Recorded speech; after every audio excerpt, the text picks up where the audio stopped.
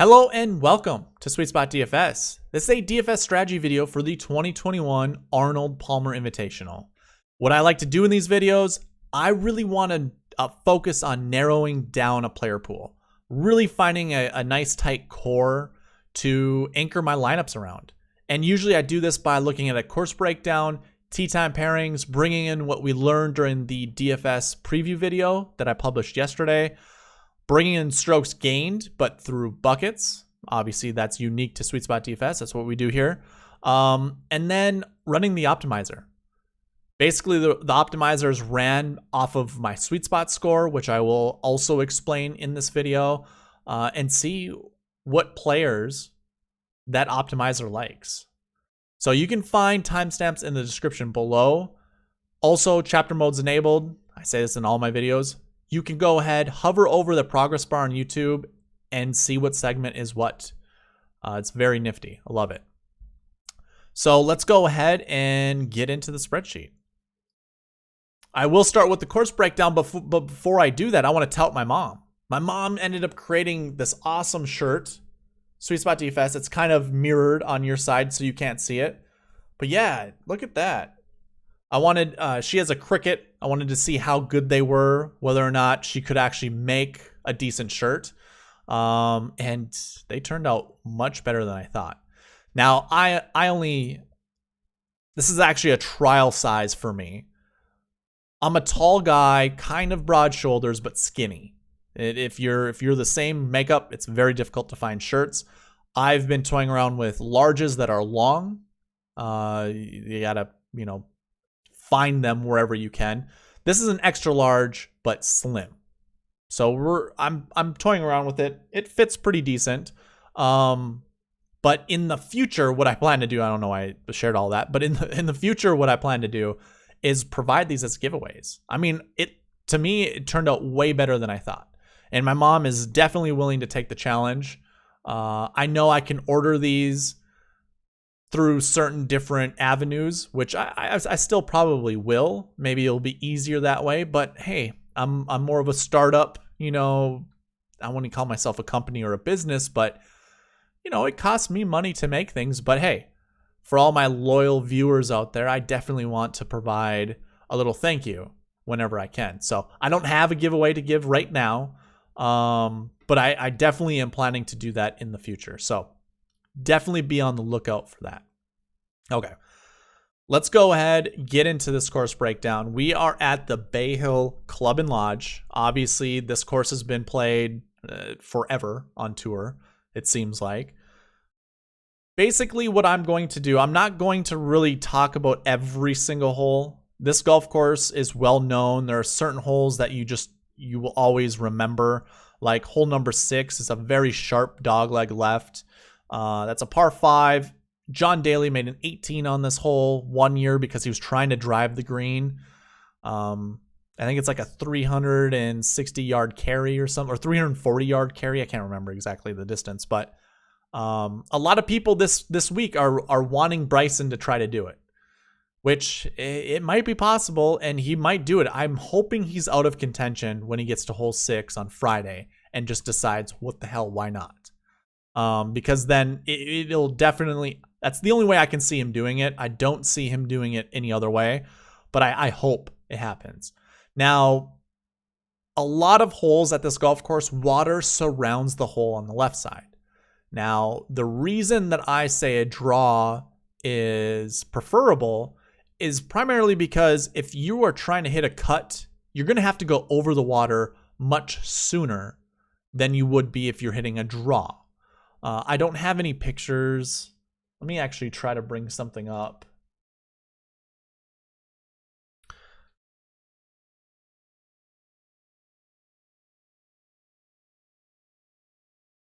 Let's see if I can actually get to it close. Okay, perfect. So let me go ahead and pull up hole number 6. Oh, you can't even see it. That's a bummer. Hole 3, I think, is very similar. So we're going to use hole 3 as an example. Now, a draw here isn't necessary. You know, if you're hitting a fade, basically the ball's going to start out this way. You know, using this yellow line as reference, the ball's going to start over to the left and cut back to the right. Meaning if you do successfully cut the ball or, you know, put a fade on it, it's going to end up being it's going to work away from the water. So it's going to be going this direction. You know, that's totally fine. You can give me that type of logic and I will take it. But if you double cross it, you are in the water right here. 160 yards, you have 230 yards to the green. Not undoable for a lot of or not, you know, impossible for golfers to get it on the green from here. But let's put it a different way. If you're hitting a draw and say you started out this way and it swoops in and you go in the water right there, you have a much shorter shot to the green. I believe, I mean, I'm not a tour player myself, but just knowing, you know, logistics basically, I know you want to be hitting a draw, you know, preferably you want to start it out here, hit a draw. Even if you don't hit a draw and it goes out this way, I don't think there's OB until it's, you know, until we're getting further up this way. It's okay to miss on the right, you know, over here. You're not losing a stroke because you hit in the water. So hitting a draw, starting out this way and coming in is much more preferred than hitting a fade and double crossing yourself. So that's why I have draw on some of those holes. Like obviously when we're just talking about hole 3 right there, it dog legs left, there's water on the left. I think it's more preferred to hit a draw. Now, what I'm trying to say is it's not necessary. It's preferred, but it's not necessary. A lot of these holes are preferred and not necessary. The weird thing is, if you look at every single hole up to hole 17, it's all draws. All you see are draws. I can't remember if Arnold Palmer was a draw type of golfer. I feel like he was, if I'm trying to remember correctly. No. He had that whirly bird finish. I think he was more of a fade golfer, so never mind. Something in my memory is telling me that a draw was discussed with Arnold. I can't remember when, but nevertheless, it's not that big of a deal. The last 2 holes though are definitely going to require a fade. So I think this golf course is really interesting because it seems like a draw would be very beneficial all the way up until the last 2 holes. This reminds me a lot like Honda in a way, where that last hole hitting a fade, because the water is to the right of the green, just like at Honda. So obviously, if you remember, Tommy Fleetwood hit it in the water, had a chance to tie going to playoff on the last hole, tries hitting a cut into the green. He primarily hits a draw, ends up going in the water. Now, that is a very specific example. I don't necessarily, I'm not trying to tell you like fade all draw golfers, because the last 2 holes are going to be important. But what I'm really trying to speak to is this is a great golf course because it's almost like one way all the way until the last 2 holes. So if you aren't really on top of your ball striking, this course is going to be very penalizing for you. So I think definitely there are more draws than there are fades, necessary here. But I do think the last 2 holes is going to definitely benefit from hitting a fade. I forgot to mention this, but if you want to read this, go ahead, pause the video. I will, pause the video here. I'm going to scroll down to hole 10. You can pause the video there, and then you can get, both sides, both 9s, and what I wrote up. But we're going to move on from there. We're going to go into tee time pairings. So let me actually sort this. Basically, for tee time pairings, you can see here, the game that I have here is just an easy way to sort by tee times. That way it starts on hole 1, hole 10, starts at 7 o'clock in the morning, so on and so forth. The colors that you see in this column are dependent on if they're better than field average for either scoring average, DraftKings points, or a combination of the 2. So light green is going to be your DK points, that this player is better than field average scoring DraftKings points. Yellow is that golfer is better than field average on scoring average. And then dark green is the combination of the two. So here is a light green golfer, Bernd Wiesberger. That means he's better DK points than field average. Luke List is better scoring average than the field average. So if I were to actually scroll over and show you what that looks like, I'm grabbing these two columns here, looking at their scoring average. The field average is 70.40. So right here, these two golfers, Kyle Stanley, Luke List, they're underneath that field average. That means they're better. Same with Taylor Gooch and Bo Hogue. DK average, the field average is 60.25. So you can see the guys that, are better than that. And you can see the color according to those golfers. So we're going to go, and we're only going to look at a few of these tee time pairings, but basically what you're going to see, if you see a yellow or a green, it's for the better. Those are golfers that I think are worth playing. I'm actually going to dig into that a little deeper as well.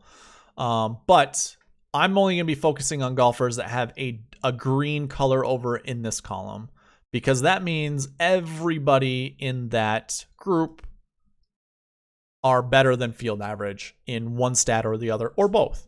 So the first group, Rory McIlroy, Tyrrell Hatton, and Francesco Molinari. I think, Tyrrell Hatton and Francesco Molinari are going to be more or less playing off of each other. They both have similar games. They both have similar shot shapes. Rory's really the only oddball out of that whole group. I don't think that necessarily hurts Rory whatsoever, but he's not going to be able to see the same types of shots that Tyrrell Hatton or Francesco Molinari hit. So do with that as you will. I'm still going to play Rory, but it does entice me to pair up Tyrrell Hatton and Francesco Molinari together, or just more so play them more than I anticipated, or more than I already thought I wanted to. Going to the next group, Lanto Griffin, Patton Kizzire, Nick Taylor. A really interesting group. Nick Taylor, better than field average within the scoring average, but not DK points. The other two are. And it's a really interesting thought. I mean, like Patton Kizzire, he might be like the most grossly underpriced guy. I mean, value alone, this is just looking at salary versus DraftKings points and then times by 100, I think. So we're just looking at points per 1,000 or so. I can't remember how it's worded, but he's over a 1, which means he's over value. Value would be right at 1. Patton Kizzire looks good. So I think Patton Kizzire would actually be a decent play. And in the 6K range, I think that's, not a bad place to go. Now, when it comes to their types of games, I think Taylor and Griffin are more or less, I wouldn't say exactly the same type of golfer, but they both kind of hit the same shot shapes. I think Patton Kizzire hits a draw. I do have both for Nick Taylor because I have seen him hit both ways, very in control. So, I mean, I don't know if he has a particular preferred shot shape, but I do think Griffin and Taylor's game are more comparable than, say, Kizzire's. So basically, I would pair those two guys together. The next group would be Bryson DeChambeau, Jordan Spieth, and Justin Rose. I couldn't think of a group that is more disparaging. I don't know if that's the word I'm looking for. None of these guys really fit each other's style. We have Justin Rose, who primarily hits a fade, a very controlled fade. We have Jordan Spieth that hits a draw. Now, so does Bryson, but Bryson hits the ball so much further than Spieth that I don't think they're playing the same type of game.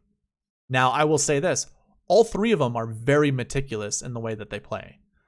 So I don't know if that's going to be a hindrance on them, because obviously it's probably the most eclectic group that we have. I would say so, actually. I was almost going to second guess myself and say, maybe not. But yeah, I do think so. And I don't know how it's going to affect either of these guys. I am not going to give them a negative rating or a positive rating. I think it is what it is. They're good golfers. I don't think they're really going to be playing off each other, but I could be wrong. The next group, John Huh, Peter Malnati, and Cameron Percy. Very interesting group.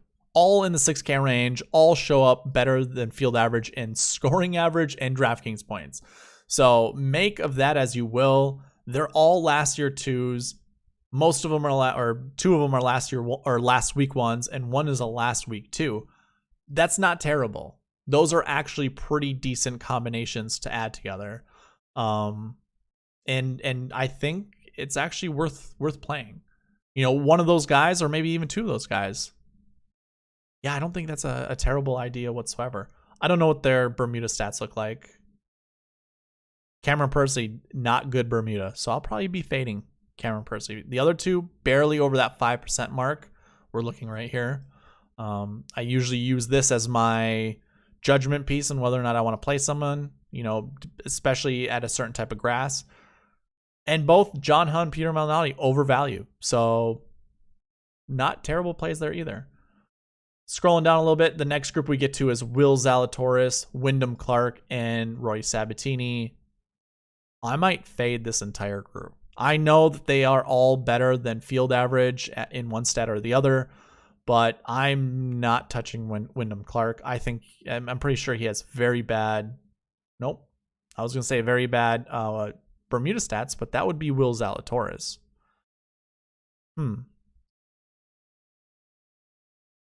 Course history not good for Wyndham Clark or Rory Sabatini. I'm not sure how I feel about Wyndham Clark in general. He's a 6-1. Rory is a 5-1. Victor Hovland is a last year 5. I'm not playing more than one last year 5 in any of my lineups. So Rory is going to get the axe. Like, I'm not going to play Rory Sabatini over Victor Hovland. I might play him in a few lineups, but altogether, I'm fading this group. Not even worth discussing anymore. The next pairing, JT Poston, Sebastian Munoz, and Adam Long. Are these all past winners? Did JT Poston won a tournament, right? We obviously know Munoz did, and Long won the Career Builder, or what is now known as the American Express. Yeah, I don't mind these guys. Adam Long and Sebastian Munoz might play off each other since they both hit draws, but I'm not going to pair any of these guys up together, but I do think they boost each other a little bit. So if you were kind of wondering what 6K golfer you want to play, here are a couple more options: Munoz and Adam Long. An interesting group that didn't quite make the cut, in talking about, is Matthew Fitzpatrick, Harris English, and Brendan Grace. Just want to mention it. The score altogether is under 100, and usually that's what I would actually highlight. Brendan Grace is the only one that isn't good field average in either of the stats. So, interesting group. That's all I'm going to go. I like Matthew Fitzpatrick. I don't care for Harris English this week, and I don't care for Brendan Grace this week either.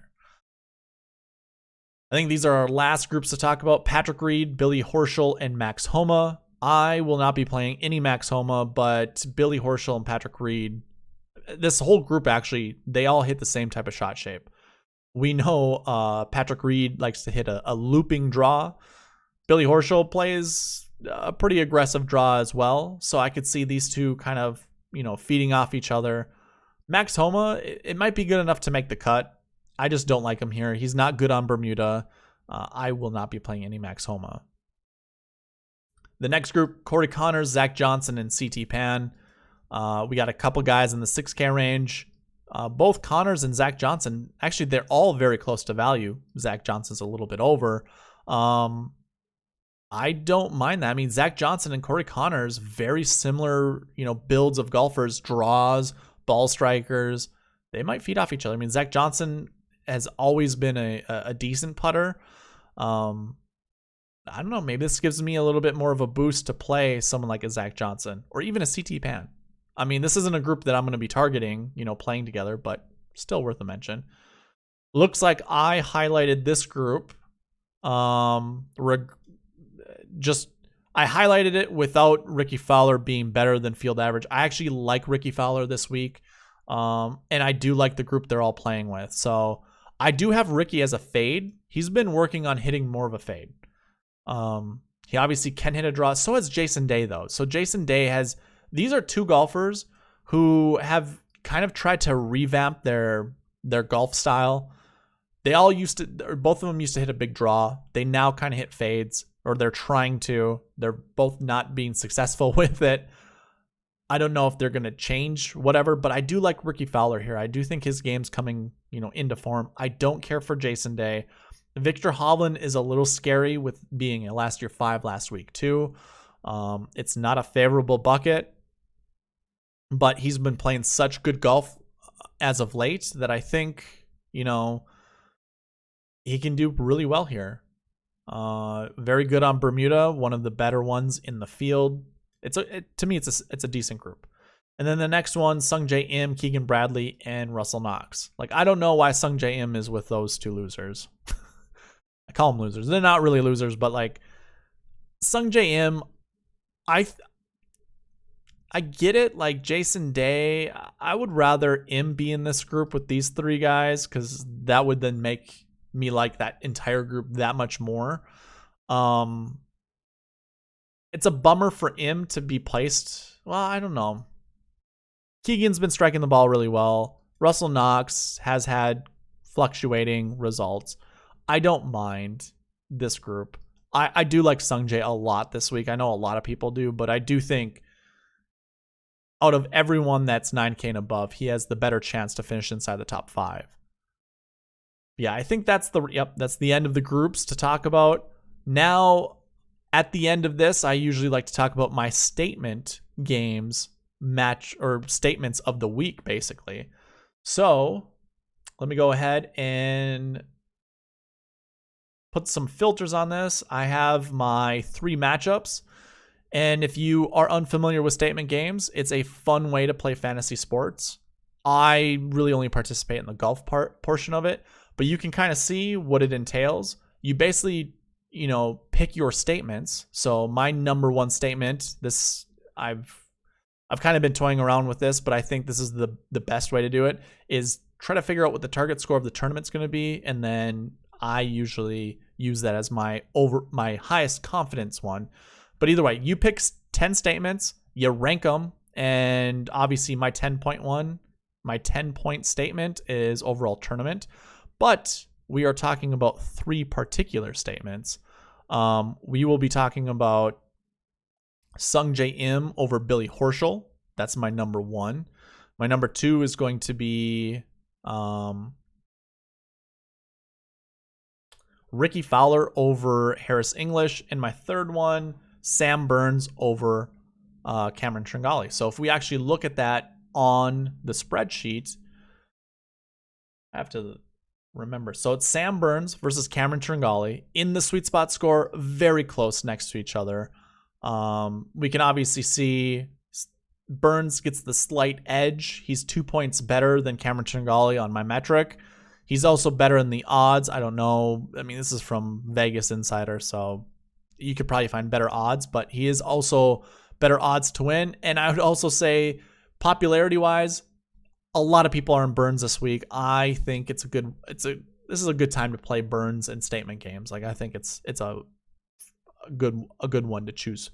The next one would be Harris English versus Ricky Fowler. Another close one in the sweet spot score.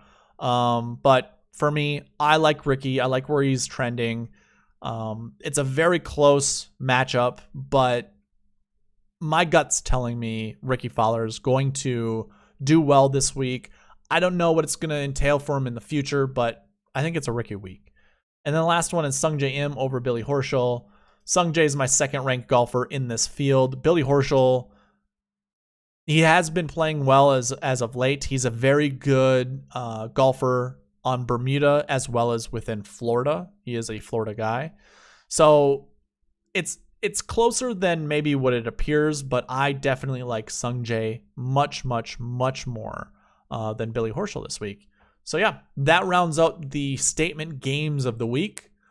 You can visit Statement Games, check their blog portion. They should have an article up talking about golf, and you will see my picks there as well as this video. So go ahead and check them out. Okay, so the next thing that I want to talk about, actually, I want to stay here because one thing I noticed, one thing as I was going through this, kind of trying to find a little bit of an edge, is if I go ahead and just highlight and only look at all the golfers that are in this dark green color, meaning they're better than field average when it comes to scoring average as well as DK points. It cuts down the field from 123 golfers to 44. So only 44 golfers are better than field average in both those categories. I'm going to now sort by salary, look at other tournaments.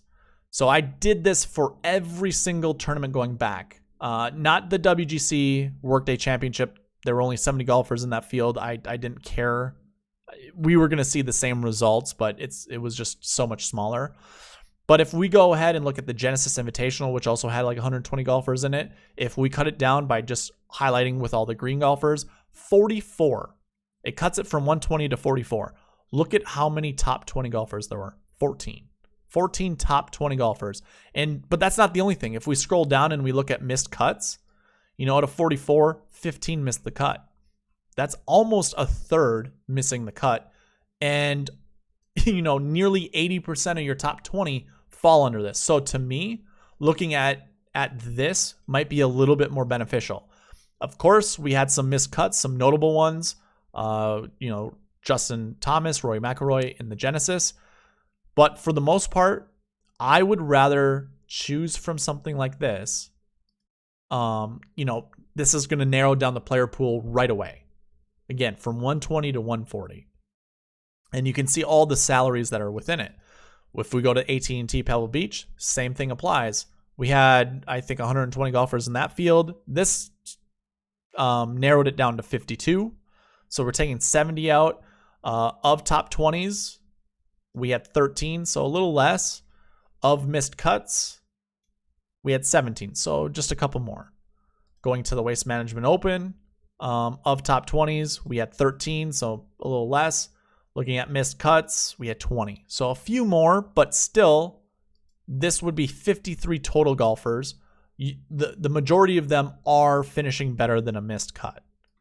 Trying to find some other additional pieces here, but yeah. So the last one, Farmers, of the top 20 guys, we had 14 inside the top 20 and a bunch more cuts. So didn't look good for Farmers, 29. This ended up being 63 golfers deep.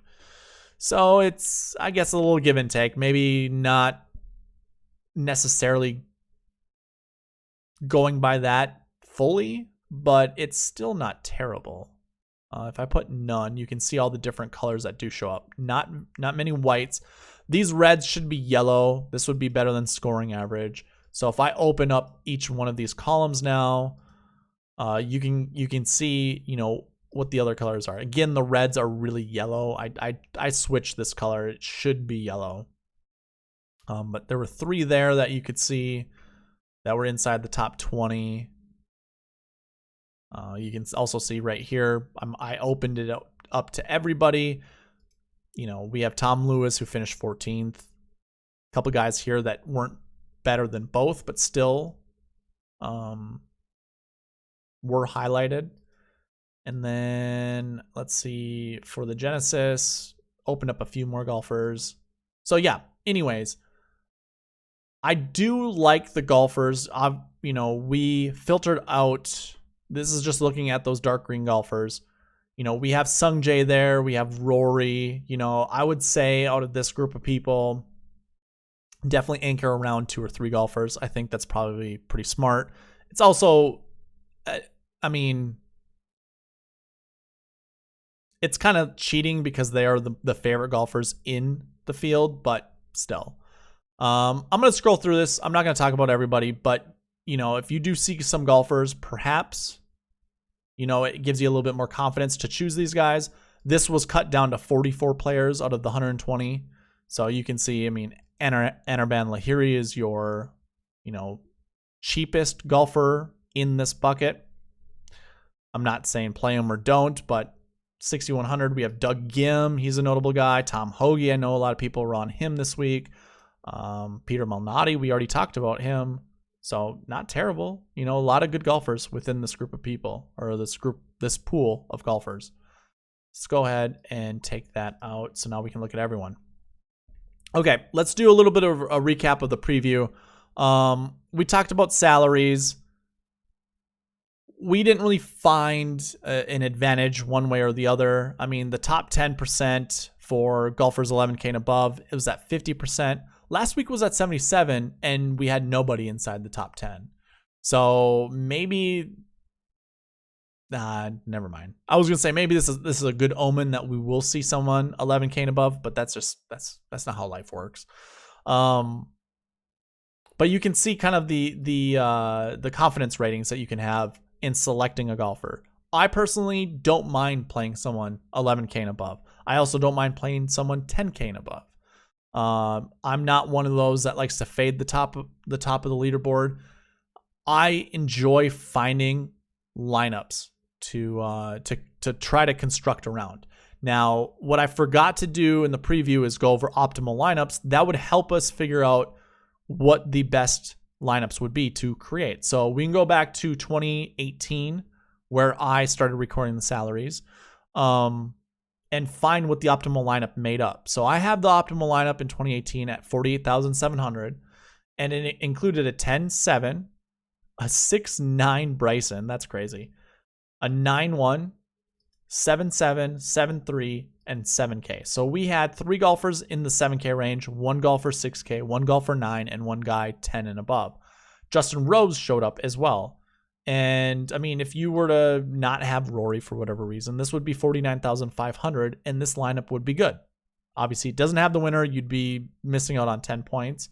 But let's say, can we actually get to the winner somehow? Or not the winner, but someone 11K? Probably not. Not even not worth it to try to go through. You can see what the $4 GPP winning lineup had. It did have an 11K guy, a 10K, 6-9, a 7K golfer, another 6K golfer, and another. So that was a lot. That was much more stars and scrubs.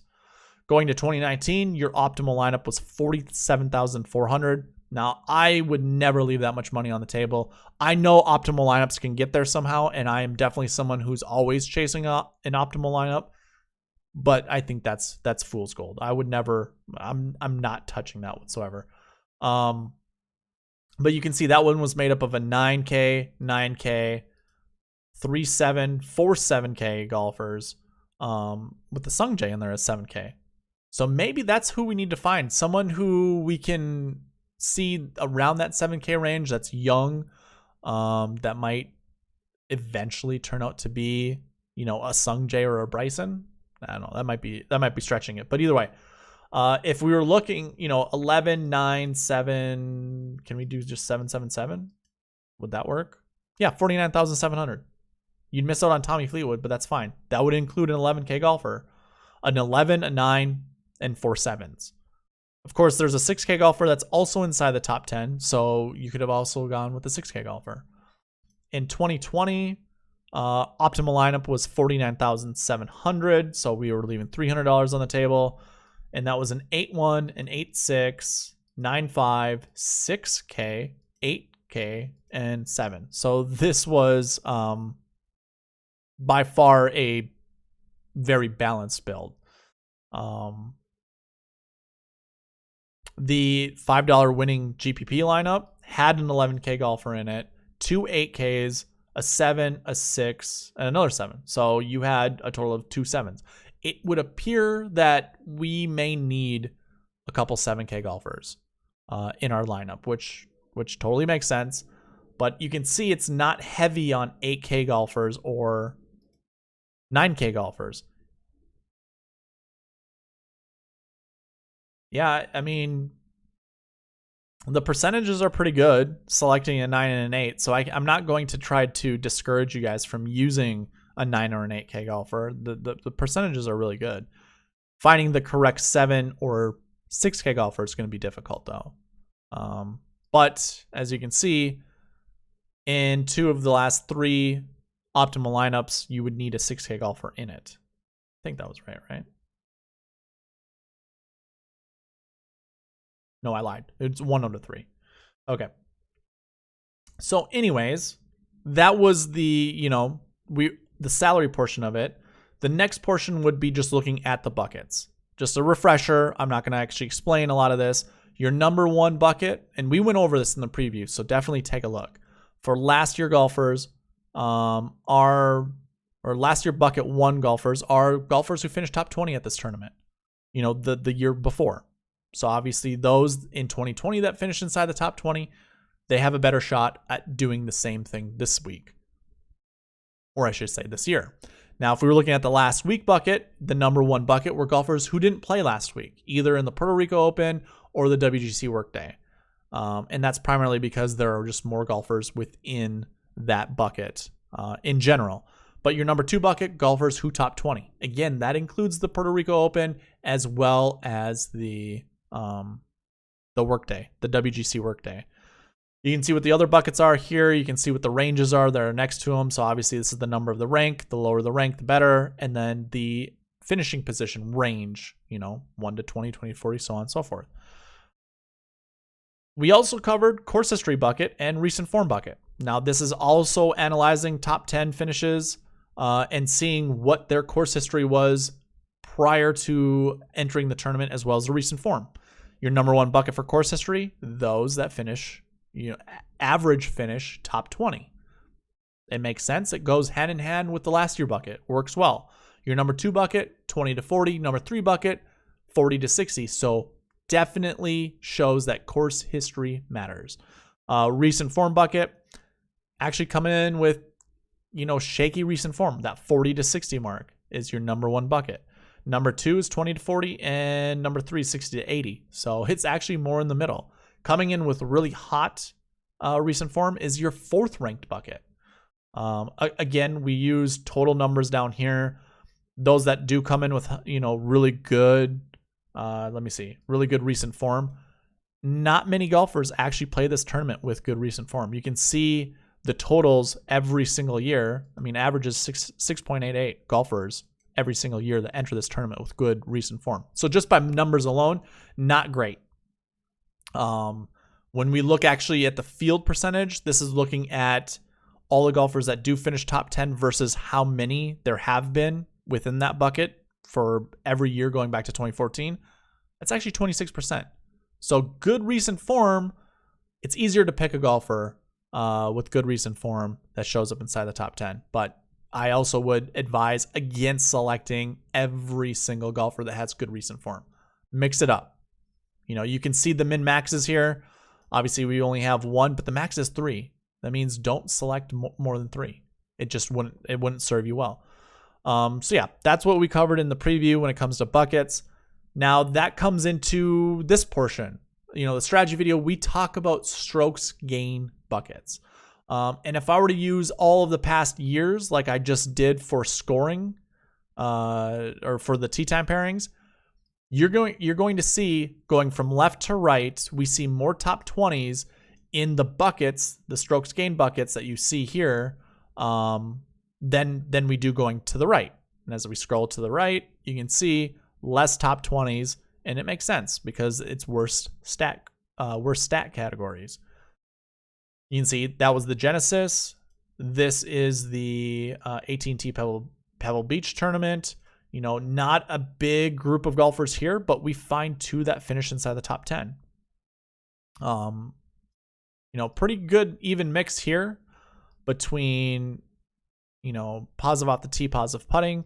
And really, I only mean to show you this. We don't need to really talk about it, but this was actually a tournament where there were more, golfers within this bucket, which would be bucket 5, because I should have numbered these, but it's bucket. The numbers go from left to right. This is bucket 1, bucket 2, bucket 3 for strokes gain.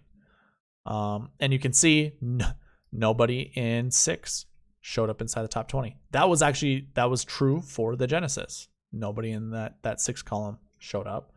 Waste Management Open. If we look, everything left to right again, more numbers on the left than there are on the right. Pretty standard. Again, none for that bucket 6.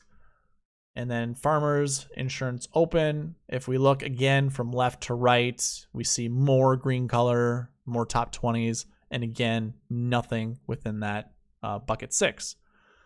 So basically, and I mean, if you were to also look at the finishing positions, there are better finishing positions going left to right than there are, going left to right.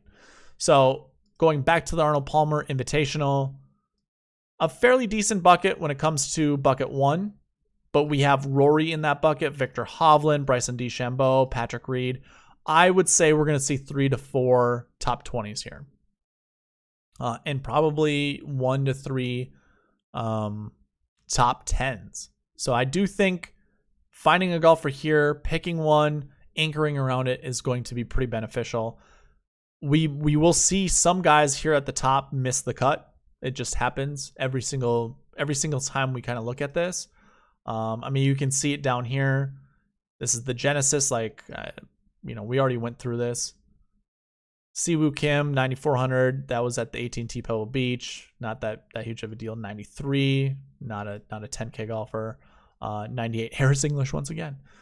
But yeah, so maybe that 9,800 golfer, not a good choice, or maybe same with 91. And for whatever reason, this is not in order of salary.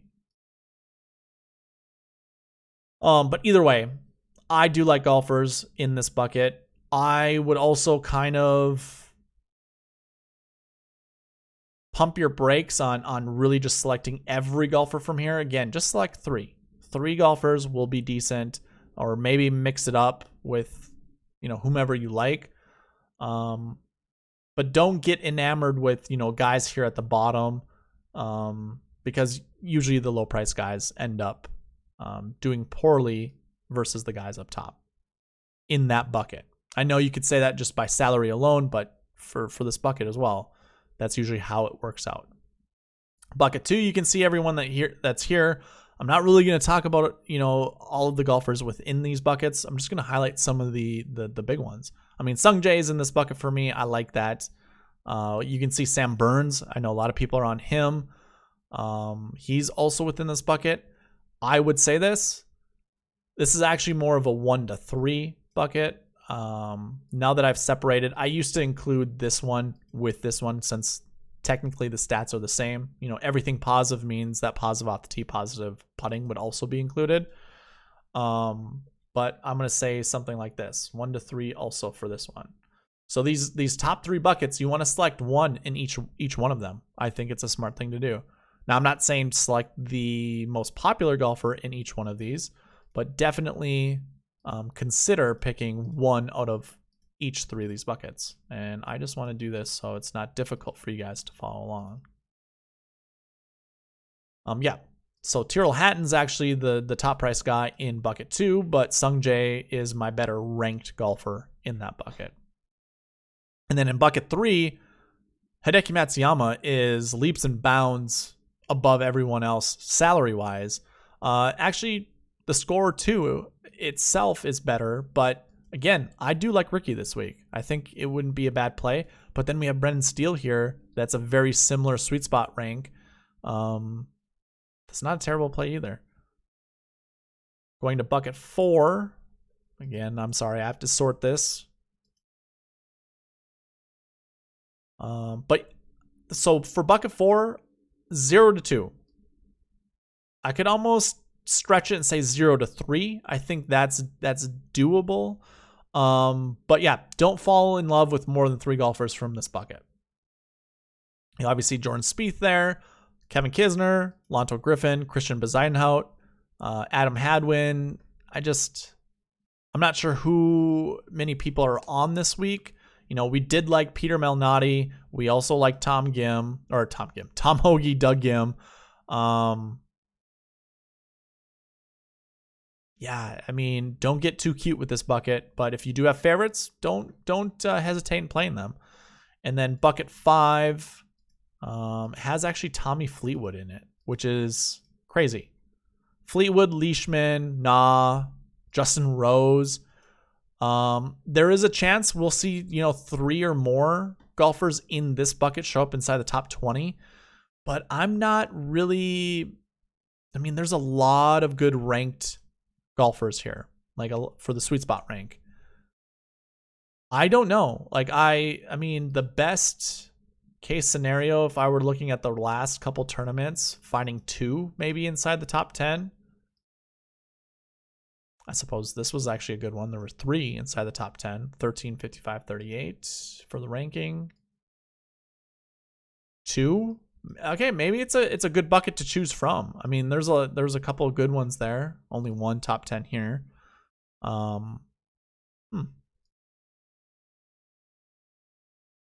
Interesting. Apparently, there's going to be a pivotal golfer that comes from this group. I'm trying to find some kind of correlation, but I'm not seeing anything. Like looking at the SweetSpot score, like the ranking there. I'm not seeing anything. I mean, 30 seems like it pops out somewhere in the 30s. Somewhere between 30 and 40 maybe. Definitely nothing in the teens. Sure, Max Homa shows up, but I'm not seeing that anywhere else. Oh, 6. No, that's top 20. So nothing in the teens, but in that 30 range would work out. So this is a Benny Ann week. Even in the 40s, but I don't see anyone really that's popping there. I mean, Benny Ann is the only one in the 30s. I don't know. This bucket alone gives me no good reason to play anybody there.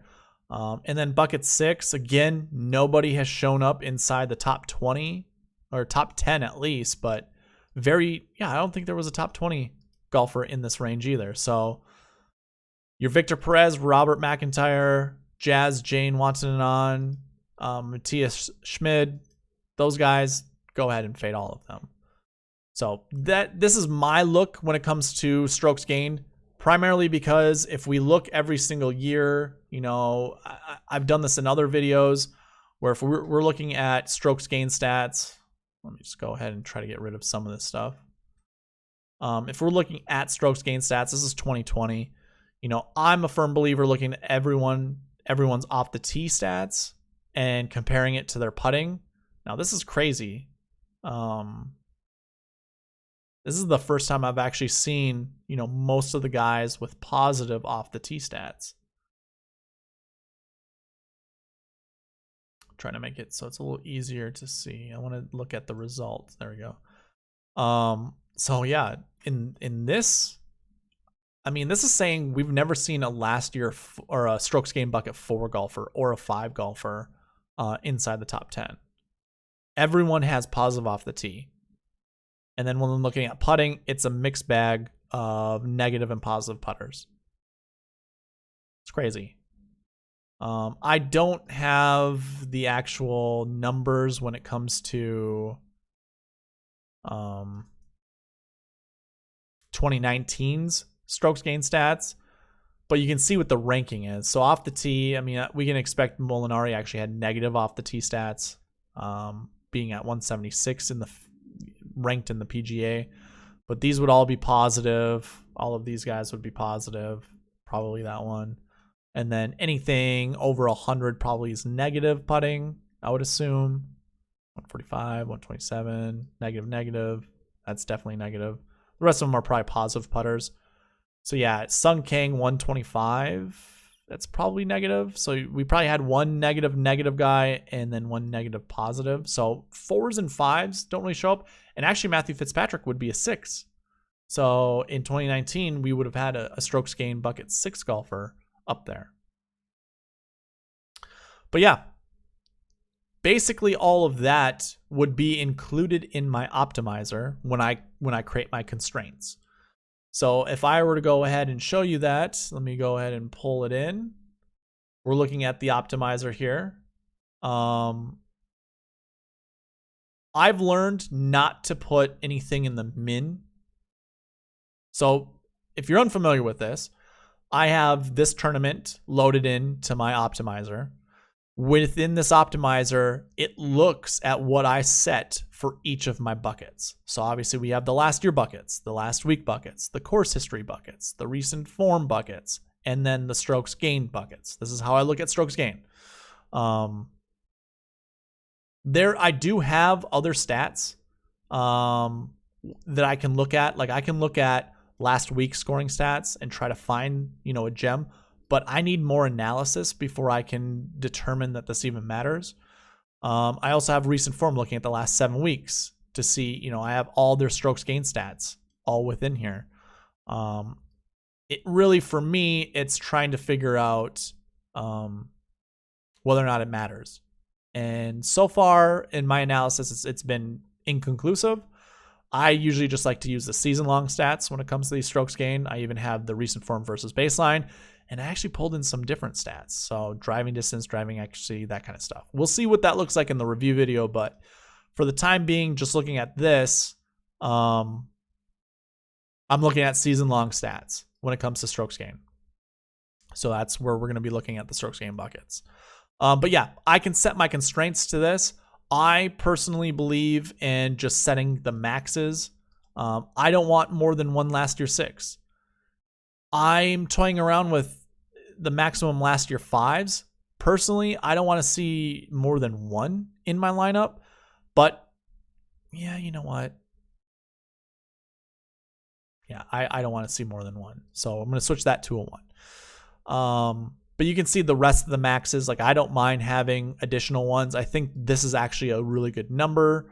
I also believe the same thing when it comes to my the max exposure for these buckets.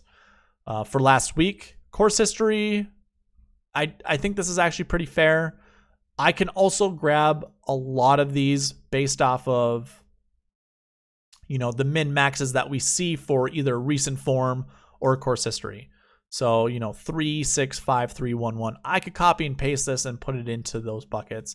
4, 4, 4, 2, 1. So, course history 5 is 2. Course history 6 is 1.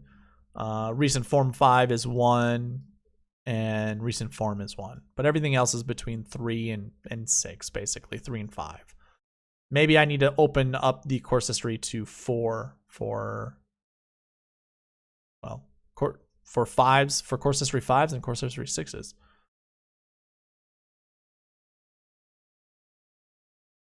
that right? 4s, not 5s and 6s, but 4s and 3s. Jeez. So course history 4 and 3, I'm going to bump that up to that, and we'll go here, and just keep it there.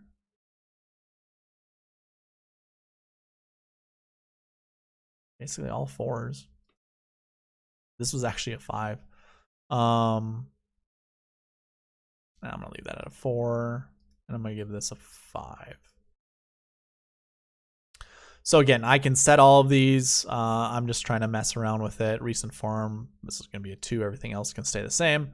And then strokes gained, I can set that here. Now, obviously, you saw I had 1 to 3 for this one, 1 to 3 for that one. I can same with each one of those. And really, maybe I should actually set these to 1 a piece and then see what it looks like after that. It's doable. I'm not really particular, again, in putting mins. But I did run this 100 times. You can obviously see that up here. It ran 100 times. Here are the favorable golfers that it chose. And unfortunately, I don't have it set up yet where I can show you just based off of, whatever. Not whatever, but from what I've ran.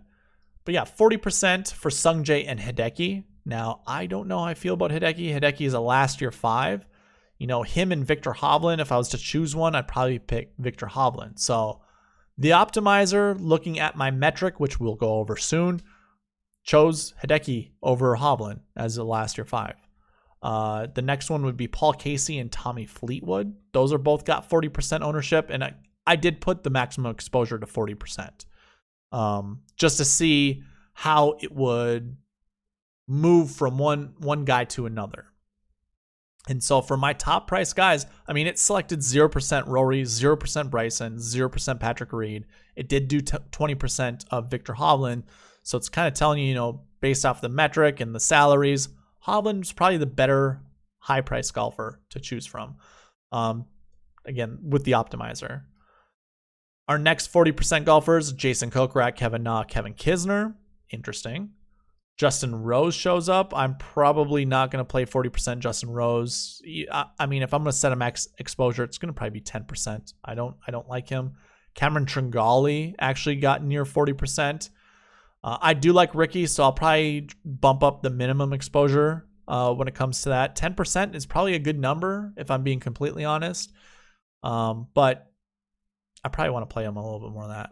40% for Matt Jones. He's been talked about quite a bit this week, as has that's funny. So has Chris Kirk, 40%. The optimizer selected him.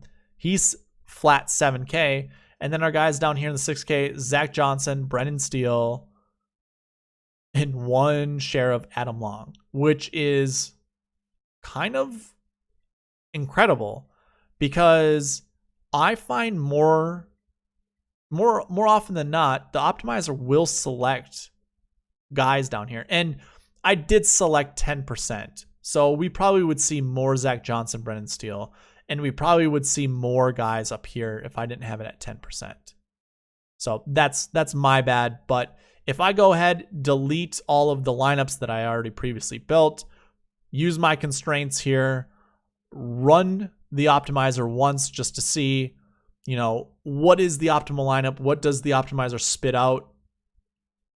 It's going to give me Victor Hovland, Sung J M, Kevin Na, Justin Rose, Chris Kirk, and Brendan Steele, which I think that's a fantastic lineup. We did want at least 2 guys in the 7K. I mean, that's what we've seen in the optimal lineup. We do have 1 in the 6K, Brendan Steele. Not a terrible choice. He does typically do well during this time of the year, especially at the Honda Classic, so maybe a good reason to play Brendan Steele. Victor Hovland, Sung Jae, those are my 2 favorite golfers this week. You obviously saw that on the thumbnail. I think that's pretty decent. But if we wanted a Rory lineup, I'm just going to go ahead and lock it in and run the optimizer and see what the best Rory optimal lineup is. I actually haven't seen this, but it's keeping Kevin Na, Rose, Kirk, and Steele, but replacing M with Louis Oosthuizen, which is interesting. What if we take out Justin Rose and say we don't want to play Justin Rose? Where are you?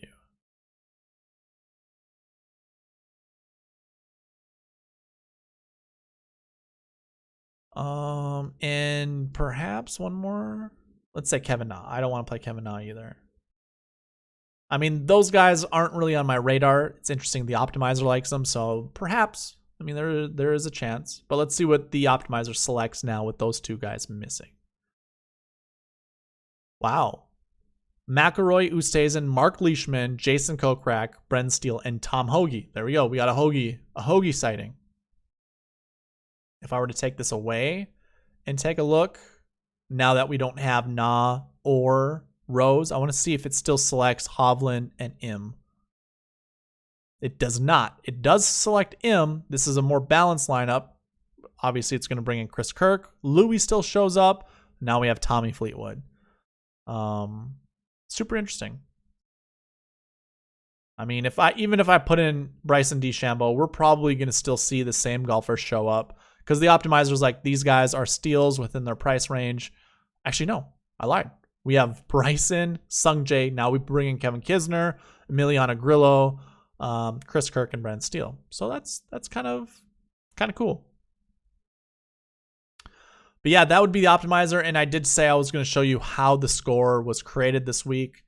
SweetSpot score. This is just a ranking over here. This isn't the score. The score is actually over here on the right side. And what it entails are the columns that you see right here. So I'm pulling in official world golf ranking. I'm doing a calculation trying to get the numbers close to 100. So if Dustin Johnson was here, he's number 1 in the world. He would actually have a 99.99 rank. Actually, it'd be 99.33, I think, because there's a calculation involves the number 3. I can't remember what it is, but either way, trying to get the best ranked guys in the world close to 100. Bermuda, I do a little calculation to look at their average finishing position minus 100 basically, or 100 minus their average finishing position. That obviously gives you better scores up top. Same goes with the Bermuda percentage. I do add a little boost to those that have better than, looks like better than 5%. So really trying to distinguish away from those that do not. Course history is that same ranking as I do for Bermuda average. And then I actually brought in bogey avoidance and birdie and better, or birdie or better. These are just percentages. The lower the percentage for bogey avoidance, the better. Actually, now that I think of that, I need to switch this out.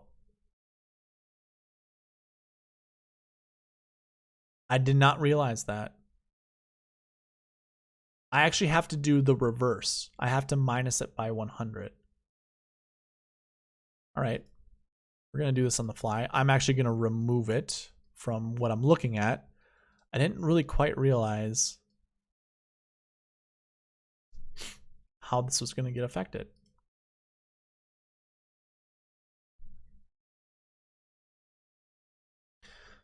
So again, you're going to see how I do this. Do the rank.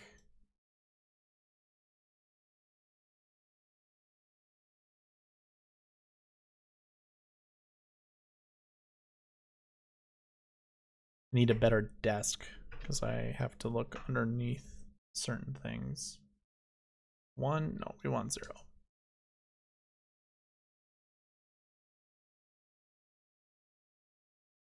So Rory's still number 1. I'm guessing a lot of these guys are still going to be the same rank. I don't think anything's really going to change.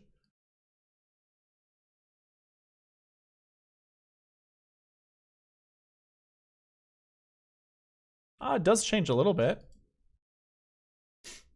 So Bryson goes from 5th to 6th. Victor Hovland stays at 3. Reed goes from 6 to 5. Hatton stays at 4.